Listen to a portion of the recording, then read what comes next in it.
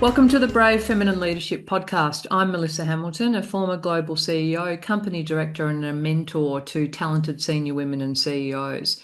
Being invited into the room where decisions were made and strategy was debated is how I grew in my career. Those conversations shaped me. This podcast is me extending that invitation to you.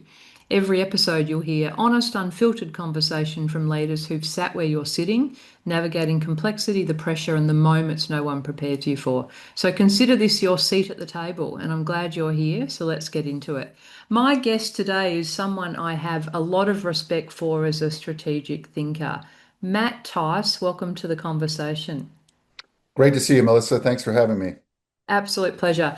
So, Matt Tice is the CEO of Insurgence, a global firm that helps organisations navigate disruptive change. Matt joined me back in episode 192 to talk strategy and disruption and share a bit more of his story. And given everything that's unfolding in the world right now, there was only one person I wanted to call. Matt's worked with hundreds of organisations across 6 continents, including some of the world's biggest names across financial services, energy, government, healthcare, and technology. And he brings a rare combination of deep strategic expertise and real world experience. Beyond his advisory work, Matt serves as chairman of ADHD Australia, chairman of a leading engineering firm, and is an advisory board member across several AI, health tech, green tech, and ed tech startups. He's also the author of a number of books. So, Matt, welcome back. Brilliant to have you here. Matt, you're a strategist. You think about geopolitics and business intersecting all the time. When the Iran situation broke 15 days ago, what was your immediate reaction or your immediate read? Okay, so big news, right? So I guess for one thing, I suppose at one level I wasn't that surprised because we had the situation in Venezuela a few weeks earlier, and obviously there was some almost a month of positioning all those assets into the region. So I suppose you don't put them there if you're not going to use them. But, I guess my first reaction, my visceral reaction was sort of why.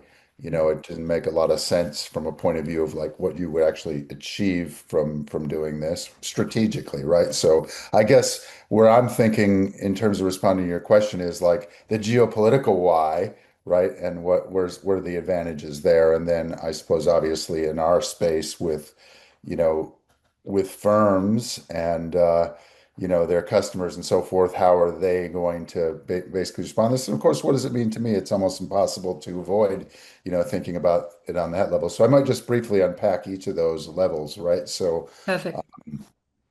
and I'll try not to get mixed up in politics in my answer to this, right? So, I mean, first, obviously, the success or perception of success in Venezuela must have played a role in terms of the calculus of this. Obviously, it's nothing new to say that, but you know, I think that the American power situation is such that, over the last 50 years, we've only really had one success in the Middle East, and that was by proxy, which was, I think, Suez back in the early 50s, where, sort of the British and the French were sort of attempting something that looks very similar to what's happening today. So there's actually a precedent or sort of echoes of a precedent to what we're seeing now. So question mark, just coming back to the why. Why? Is it to corner the oil market? Is it to placate Israel? Is it because there's a clear and present danger or an imminent threat? That's the story. That's the Mhm. party line. Is it something even more tangential? Could be to meet the needs of any other third party player. Russia comes to mind or China. So there's lots of different sort of calculations there. But I guess my immediate feeling when I heard that this was actually happening was sort of a big uh-oh of not being able to reflect and learn from what's happened in the recent past, let alone the distant past. B, a feeling that not really being able to understand and calculate the secondary and tertiary effects of this really worries me. Yeah. Because obviously it's slowly unfolding, but much of this would have easily been predictable. And then C, obviously, just the immediate economic impacts of this in terms of inflation and currency and the list is so very long, right? So it's problematic. And then for firms, here we go again. We had the COVID shock to supply chain sort of, geez, it's getting almost on to three-quarters of a decade ago, right? So it's feels like yesterday, but the reality is, um, we live in this world now where these externalities, deliberate or otherwise, are playing a huge role in how firms have to adjust. So the disruption is virtually continuous and Mm. wide-reaching. So, on one hand, oh, sorry, I know you're going to say something. Then for me, right, I just drove, I had to drive at the last minute, 400 kilometers on the weekend.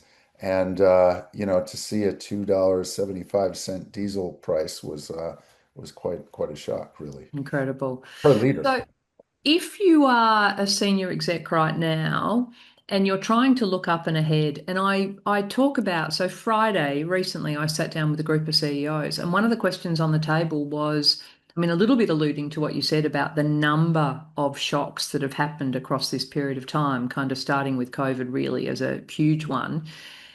It feels to them every time they catch a breath and get a chance to start thinking about the longer term, all of a sudden they're pulled right back in, as you can imagine, by a crisis of this magnitude, to focusing on really the short term. So if you're trying to look up and ahead now and not just manage the immediate in front of you, what are some of the structural shifts you'd be watching most closely? And maybe is there an industry spin you can put on some of that?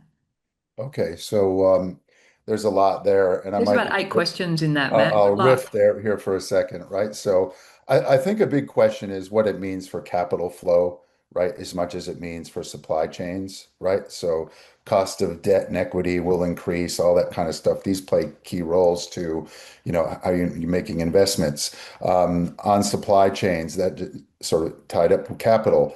I probably now need to increase buffer stock on various resources, whether that be steel or could be finished goods, could be energy products, could be agricultural products, whatever, right? So now I've got to set myself up to be responsive, which is going to cost me, cost significant amount of capital to be able to do that. So there's all these things you have to be thinking about. But I guess to me, this is really kind of a leadership mindset issue, right? So if we didn't learn during COVID to build flexible architectures for our business that had resilience built in, we missed something really important.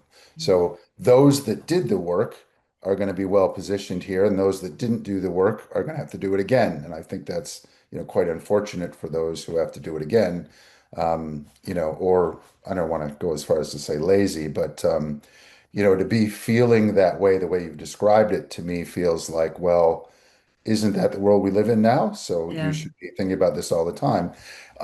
Is there one or another industry in Australia in particular that's affected more or less? I mean, obviously, we're an import-heavy sort of country. On one side, you can make the argument that people will be diversifying away from petrochemicals in the short term, so that may give us a boost on other energy products, gas and coal coming to mind, where we have some advantage, so that will probably lift the prices on those to our advantage. On the other side, it'll depress the global economy by a certain amount, which will affect exports on raw materials and other things. And we've already talked about capital flows. So these are all going to play a big role. But I guess, Melissa, my feeling, and this is the same advice we gave our companies, our clients during COVID, right at the beginning, was you can either be the wolf or the deer, right? And the deer is going to hunker down and try to get through this, kind of almost the way you described it, right? Let me go back and think short term. The wolf is going to go out and look for opportunity in this environment to prey on the deer. So I think really you have to choose your mindset in this situation. Am I going to be front foot forward and say, how do I turn this into an opportunity rich environment and take advantage of it? Or how do I ride my way through it? I'd rather be the wolf than the deer 100 times out of 100. But there are, there are certain things you have to button down in this environment to manage, to manage the certain So circumstances. there's some good advice there. I mean, Matt, one of the things I know you do is run game theory workshops with execs where you kind of simulate high stakes decisions under uncertainty. What moves do you see smart leaders making in a scenario like this? Well, first of all, to do that kind of work, right? I think that these techniques are vastly underutilized in Australia, right? So scenario planning seems like a thing of the distant past that we were taught in the 90s, let alone game theory. And we've had a lot of success working with our clients in these areas and everything from launching big new vaccines to, kind of multi-million dollar or even billion dollar sort of negotiations. But I find that many leaders don't sort of partition the bandwidth to do this kind of work. And consequently, they sort of muddle themselves through these things. You have to understand that there are so many variables in a situation like this. Just the economic variables alone are important. Every one of your customers is going to be feeling it, your suppliers, your competitors are going to be moving, right? So it's just too hard to apply a linear lens to these kinds of challenges. So I'm a huge fan of leveraging game theory and scenario analysis to help bring more insight. And now with AI, although there are benefits to that and challenges with AI as well, we do have more tools that make some of that analysis more rich and robust that perhaps we didn't have in the past. So, I'd encourage people to take a look at that kind of work. And, you got to wonder, and I've listened to BBC and The Economist talk about, gosh, didn't the Americans didn't they apply war game theory to this? Didn't they think the Strait of Hormuz would be closed? I mean, at some level, I just want to circle back to this one point, right? In Yes. that analysis, right? And I've not heard anyone describe it, so I'm going to offer something maybe a bit new here. Um, we've been in a situation where the West has been sanctioning Iran for, since 1979, right? Mhm. And now the script is flipped upside down. I've not heard anyone use this language, but they're I suppose Iran has had the fear of being attacked in terms of applying, upgrading the asymmetric warfare, terrorist activity, and they've kind of played on the margin with a lot of that. But now that this is eventuated, essentially they have the means and the mechanism to sanction the entire world economy, right? And no incentive not to do that, Mm. right? I So they could hold us hostage for years Yeah. and only let their friends and family through the straits, which then means a bigger rebalancing of global energy supply. You know my business partner Kelly well, and I mean her description of that was it's like an own goal. And I have heard this articulated as the biggest own goal in modern history, probably after Brexit, which was epic. And a friend of mine said, well, the bigger own goal was the election, but like I said, I don't want to get political here, but Yeah. ultimately the consequences here are really hard to square with the benefits. You know what I mean? Yeah. So it's hard. Matt, for teams that don't have good, they don't regularly do a lot of formal scenario planning or gaming or anything like that, what's the sort of minimum viable version that you reckon they should get up and do right now? Yeah, I think that's a great question. I think fundamentally, like I said, this is a situation of externalities and mostly externalities that are out of your control. So you have relatively few levers. But where these sort of techniques apply are where there are high uncertainties and very high consequences of getting it wrong. You know what I mean? So if you feel like you're in that environment, then, you should be prioritizing this kind of work with your team, certainly, right? But at the same time, the minimum viable opportunity is to bring your team together is to identify the variables that are important to you and the stakeholders that are relevant to those variables and map that out over a timeline and try to understand how different versions of events will affect that timeline and then work that back into a decision framework to say, okay, at different points in that timeline, where are my options, right? And which options are in my control and which ones aren't, and who do I influence to execute those options? To me, that'd be the minimum, just sort of thinking through that kind of work. And like I said, there are tools that you can use. For example, we created an AI game theory tool which builds agents to represent different players in the marketplace that can that can work the problem in parallel to the humans. So by training these agents, you can get them to engage in a way that can happen quite quickly. Hmm. So you work closely with a lot of CEOs across Asia Pacific. And you alluded to this before from a mindset perspective, but what are the sort of leadership behaviors you're seeing that are separate, the ones who are leading versus the ones who are just hoping this passes? Yeah, I'd say there's three archetypes that I'm noticing, right? The sort of the panic archetype, like, gosh, I got to do something, right? The sort of ignore it and it'll go away archetype, which, by the way, I don't really mind as long as it's sort of intentional, right? So it's like, okay, I've got to like if I have if my business has a resilient sort of architecture and I've set it up to be resilient to these kinds of things, then business as usual. Let's just keep going. You know what I Yeah. mean? And then, like I said before, the wolf, those sort of on the hunt saying, wow, what a great opportunity. Others will pull back while we're going forward. So, just if you sort people in those sort of categories, um, then you start to think about, okay, what's the best way to shift that mindset? I think the panic mindset's the worst one in a sense that, the sky is falling. It's not, prices will be higher. It'll be higher cost of capital, those kinds of things. Mm, Fuel costs will be higher. You have to build up more inventory and things like that. But life's going to go on and you're going to keep trading. You're going to keep serving your customers. So fundamentally, the worst thing you can do is nothing, right? So you do have to keep going forward. absolutely. There's a bit of a communication challenge that sits in here as well. I mean, how do people talk to their board and their teams and their customers with confidence when nobody actually knows what's coming next? Yeah, well, I think I love that question, Melissa. You ask good questions.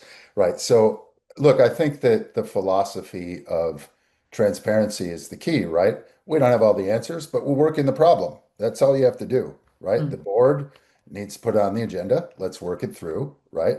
Um, we know that the board and the CEO and the leadership team don't know what's going to happen. They're mostly externalities. So, back to the point about scenario analysis. What I think the board needs to do is hold the leadership team to the standard of working the problem, mm, right? And then participating working in the problem so that, eventually you're running to ground the options that are available to you, right? So I don't think we need to know everything in business. I think what we need to know is what we don't know, and we need to ask good questions. And that's the role of the board predominantly is to ask good questions and then provide some steer and some direction to make sure that the leadership team is looking around the corners the relevant corners that are important to the business and just good questions. What does it mean for your suppliers? How are we helping our suppliers? What does it mean for your customers? Are they struggling with, let's say, fuel price increases? How can we help them with that, right? mm, It's sort of like, and we talked a lot about this during COVID. It's kind of like you're either essential to these stakeholders in your ecosystem or you're not. And if you're essential, what you're doing is you're going out there and instead of saying, what does it mean for me? It's what does it mean for my suppliers, my customers, their consumers, whatever. And then being on the front foot and saying, how can you help those stakeholders navigate through this? So I think that's the mindset is to get out of your bubble and think about your ecosystem. okay. That makes sense. Yeah, it makes total sense. I think what's your advice to leaders to stay grounded in this sort of situation when Well, look, everything most feels of so us have just volatile? been through it, right? So the same advice, you're probably better at giving this advice than me, Melissa. It's, get up in the morning and go for a run. You know what I mean? Go out and have dinner with your family. You know what I mean? And keep rewarding your high performers. keep challenging yourselves to do better, right? All the things that you have to do. You Mm. don't stop doing those things just because, we're in a little bit of a disrupted situation. Just accept that this is how life is, and and then find some balance there. I think that's the key, and not get lost in the situation. It can be easy to, oh my God, but it's not the case. We just finished talking about it's okay not to have answers, but Matt, what's your take on, likely scenarios of how this could play out into the future? Wow. Okay. So look, I mean, there is a thousand things that could happen, right? So let's work from the worst case down to the likely case down to the easy case, right?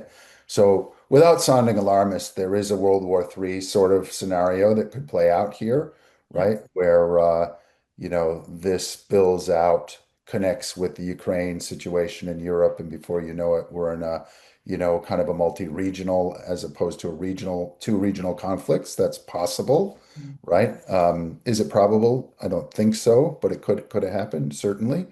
Particularly if China decided that this was the opportune time to pick off Taiwan, Yeah. that could happen. You're never going to see the US is going to be bogged down, munitions are low, all that kind of stuff. One could make the argument that a path to them would be to take that opportunity right now Mm. or relatively soon. On the complete flip side of that, just to digress for a second, the US is also leaving a huge moral vacuum that China could easily occupy. And, I actually think that's a more optimal path for China. Mm. Uh, but that could happen. So if that sort of eventuates, it could get really quite ugly quite quickly. So actually, one of my sons said to me this morning, you know, and he was joking, but Epstein is the new Franz Ferdinand, right? So I thought it was Wow. quite funny to hear that from my 22-year-old. It's like this is sort of all these sort of secondary and tertiary impacts of this kind of quasi-political situation. So, like, I think that's unlikely, but it's possible, right? So if that happened, particularly with the Pacific and China, that could have a major impact on us. Yeah. Okay. But I think there's also a big question for Australia to ask who we align with in the future. And if China does go down the moral vacuum path, then that might change our political calculus to align more with China. And if the US, for example, I think that the litmus test for that will be the election in November. If that's suppressed or otherwise an unhealthy election, that could be problematic. Or if it shifts and the power kind of comes out of the sails of that administration, then we might be able to play a role there. So we'll see. I think that the most likely thing that to happen, like I said before, is this sort of Iran sanction mentality. We now control on the margin the global energy economy, and we have no incentive not to exercise that control, right? So I think what we'll see is that unless there's massive internal political upheaval in Iran, they will exercise that power and kind of hold the US their feet to the fire for an extended period of time until they get what they want. Now, I Mm. don't know what they want, but we as in collectively the West had all the negotiating leverage 2 weeks ago, Yeah. right? In a sense of the fear of this, and now that it's eventuated, there's no leverage. So that's completely inverted. So you can imagine that will. I would be planning for a protracted um, crisis there, and that their leverage will persist for a period of time until the world lines up against them, or until the U.S. administration breaks. We'll see Mm. what happens there. So I think that's probably the most likely scenario. There's a slightly more positive, plausible scenario, which says that the US declares victory, Iran declares victory, everyone takes a little bit of a break, and the whole thing opens up. But even then, it's going to take 3 to 6 months minimum to renormalize the flow of oil. They have to start up all these wells again and things like that. And, you know, that's not going to happen overnight. So, best case, probably we're looking at probably until the end of this sort of calendar year before things are back to normal. But meanwhile, inflation will go up, prices will baseline. Big question about whether, the prices will ever go back to the way they were. Probably not. Yeah. There's always some price taking in these situations. So we're going to see more inflation. We're going to see interest rates go up. We're going to see the cost of capital rising no matter what.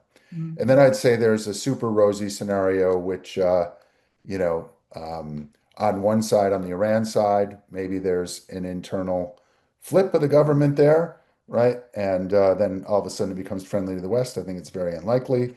Um, if that does happen, it's more likely to be a civil war, which then will be protracted and even worse, sort of a Syria kind of Libya kind of situation, or it flips the other way and they surrender, and in which case then, but it still takes 6 months to fix it. I don't know. Um, So I can see you've game theoried this I've been in thinking about it a lot, right? Yeah. We could game go on theory. all day because then it's interesting to start unpicking what does it mean for other parties and players, and who's jockeying for favor here or there, who's asking for reparations, what does that mean? Blah, blah, blah. There's a lot of interesting territory here. So a live example there, guys, of some of the game theory in terms of all of the different scenarios and planning. Matt, I want to ask you if you could send every executive in Australia a message this week, not necessarily comforting but true, what would it be?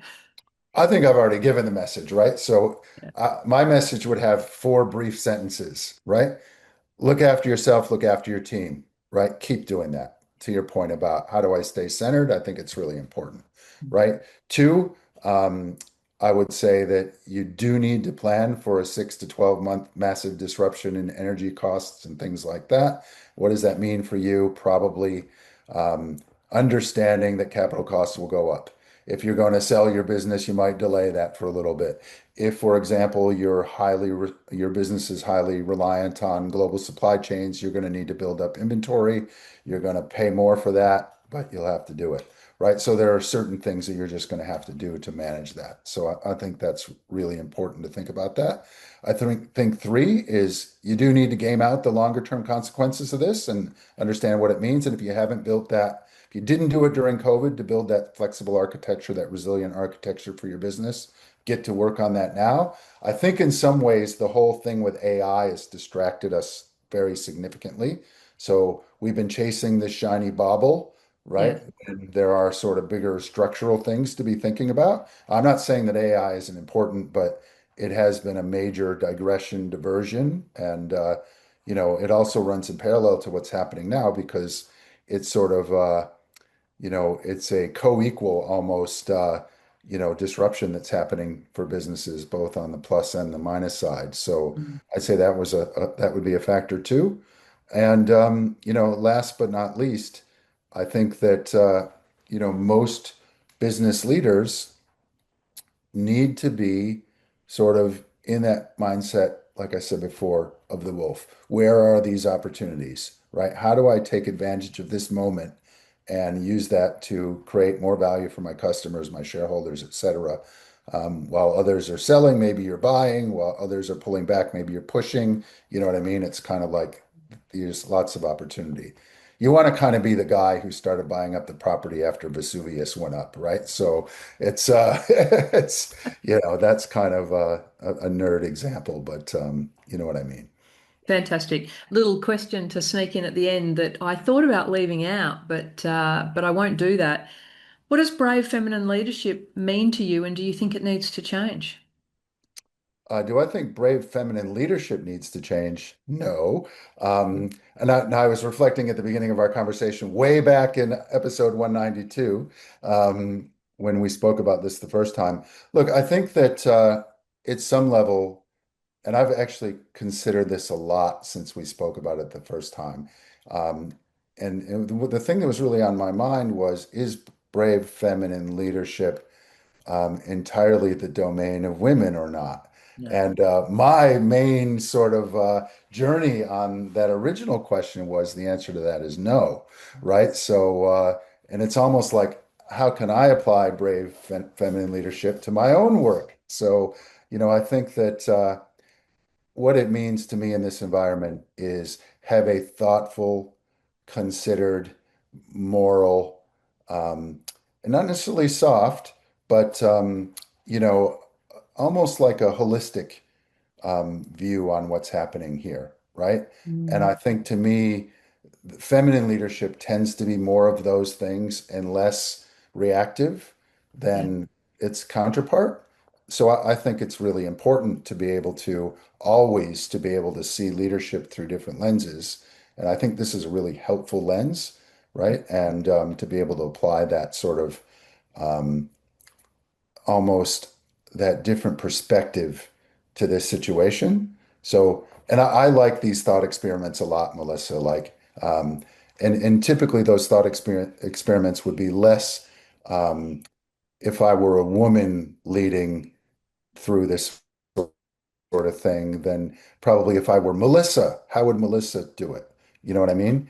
So I think actually deliberately, back to the point about game theory, is if you apply that lens of how would I navigate these challenges by applying different mindsets? And I think this is a really helpful one. So that's my, Brilliant. I love that yep, response. And I'm right yep. with you. It's not the domain of women at all.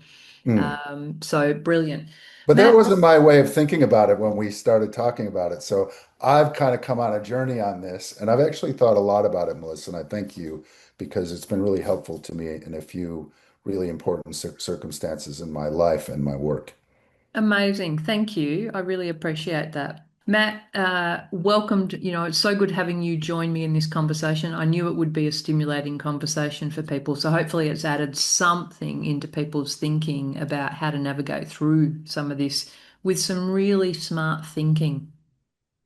I hope so too, Melissa, and thanks for having me on.